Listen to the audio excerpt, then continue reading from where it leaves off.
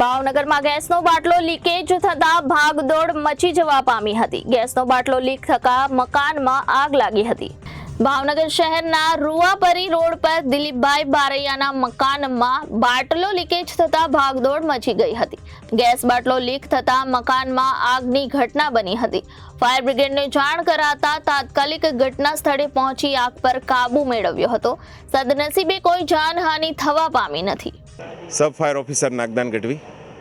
કયો વિસ્તાર છે ને શું બનાવ બન્યો? રૂવાપરી વિસ્તારમાં મકાનમાં ગેસના બાટલો લીક હોવાથી આગ લાગેલ છે અને અમારી કંટ્રોલમાં જાણ મળતા તરત જ અહીંયા પહોંચી ગયેલ છે અને કામ પૂર્ણ કરી અમે ટીમ રવાના થઈએ છીએ। હવે કોના માલિકનું મકાન છે? મકાન માલિકનું નામ અમે નોંધેલ છે અને એમનો નંબર નોંધેલ છે અને ગેસનો બાટલો અમે લઈ લીધેલ છે અહીંથી। કારણ શું આગ લાગવાનું? આગ લાગવાનું કારણ તો હજી મળેલ નથી, પણ ગેસનો બાટલો લીકેજ છે એટલે એના દ્વારા કંઈ આગનો બનાવ છે। Reporter Firoz Malek, ABC news, Bhavnagar.